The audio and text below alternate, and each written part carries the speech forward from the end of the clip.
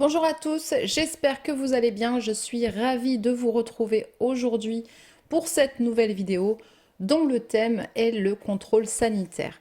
Pour ceux qui ne me connaissent pas encore, je suis Sarah de Business Passion Cuisine. J'accompagne de nombreux passionnés de cuisine à lancer et développer leur activité depuis leur domicile autour de leur passion pour la cuisine ou encore pour la pâtisserie. Je les accompagne sur les aspects administratifs, réglementaires, mais aussi sur l'aspect commercial et promotion de leurs produits.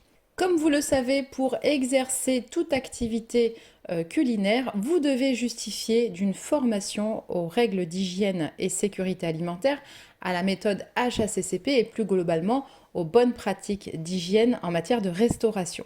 Cette formation vous permet l'obtention d'une attestation de formation demandée par les inspecteurs de la DDPP, donc qui est la Direction départementale de protection des populations, lors de leur contrôle sanitaire au sein de votre établissement ou bien à votre domicile.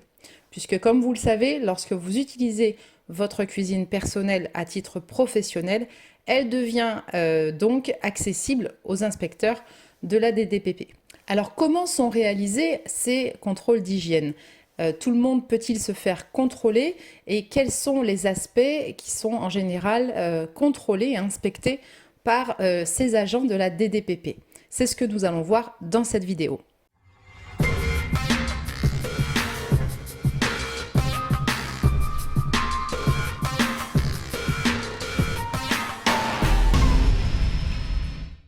Avant de rentrer dans le vif du sujet, pensez à vous abonner à ma chaîne et à activer la petite cloche si ce thème de la réglementation vous intéresse, de façon à ne rien rater de mes prochaines vidéos. Les inspecteurs de la DDPP ne réalisent pas leur contrôle sanitaire comme ça, complètement au hasard.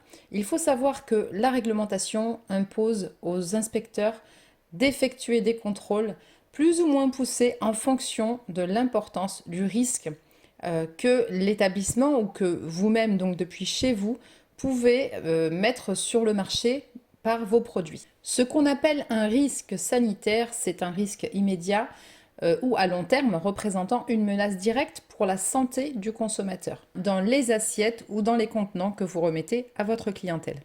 En fonction donc de l'établissement ou de votre activité ou encore des produits que vous mettez en vente, les inspecteurs de la DDPP vont donc veiller à ce que vous respectiez toutes les réglementations sur l'hygiène alimentaire, à savoir celle du règlement 852-2004 et du règlement 853-2004, ainsi que tous les arrêtés du 5 mai 1995 et du 21 mai 2009. Alors que vont-ils inspecter plus précisément ? Ils vont tout d'abord inspecter les informations relatives à la chaîne alimentaire, à savoir si les aliments sont déplacés de manière à bien respecter la chaîne alimentaire. La conception et l'entretien des locaux et des équipements. Donc tout ce qui va concerner par exemple pour votre cuisine personnelle, la manière dont vous avez agencé les différents espaces, les espaces de préparation, de cuisson, etc. Mais également le type de matériaux que vous utilisez pour vos plans de travail et pour vos murs, car comme vous le savez, certains matériaux favorisent le développement microbien. L'hygiène préopérationnelle, opérationnelle et post-opérationnelle, l'hygiène du personnel, la formation en matière d'hygiène et de procédures de travail, la lutte contre les nuisibles, la qualité de l'eau, le contrôle de la température et les contrôles de denrées alimentaires entrant et sortant de l'établissement et de tout document qui les accompagne. Vous le savez, lorsque vous importez ou vous faites venir des aliments pour les transformer, il faut qu'ils soient accompagnés de documents qui justifient notamment de leur origine, de la composition, mais aussi des conditions de conservation et des DLC. Les inspecteurs vont également vérifier la mise en place de la méthode HACCP. Cette méthode qui, pour résumer, sert à identifier les différents points critiques, donc les différents risques, à mettre en place des procédures de contrôle et ensuite à vérifier de manière à éviter justement un danger. Lors d'un contrôle sanitaire, vous devrez également être dans l'obligation de donner accès à l'inspecteur à tous les bâtiments, les locaux et les installations que compose votre établissement. C'est-à-dire que si depuis votre domicile vous avez une réserve pour stocker vos produits, vous devez également donner l'accès à cette réserve.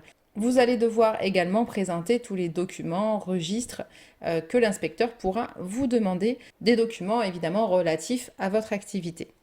Suite à cette inspection, l'inspecteur vous remettra un rapport avec ses observations ainsi que les mesures correctives à prendre. Et enfin, il vous informe sur les voies de recours si vous souhaitiez toutefois contester la décision. Alors, par rapport à ces contrôles sanitaires, sachez qu'en général, les inspecteurs sont quand même assez conciliants. Donc, ils vont vous alerter sur certaines choses à corriger et puis attendre les corrections avant d'appliquer des sanctions. Donc, pas de panique, mais le respect des règles d'hygiène et de la procédure HACCP vous permettra d'échapper justement, non pas au contrôle, mais à d'éventuelles sanctions d'amende ou encore de fermeture de votre activité. Pour plus d'infos sur le sujet, n'hésitez pas à vous inscrire à ma newsletter, le lien se trouve en description sous la vidéo et vous pourrez recevoir un certain nombre de conseils gratuits et d'accompagnement pour lancer votre activité. Je vous dis à très vite pour une nouvelle vidéo et n'oubliez pas, l'argent ne fait pas le bonheur, mais le bonheur c'est de vivre de sa passion pour la cuisine.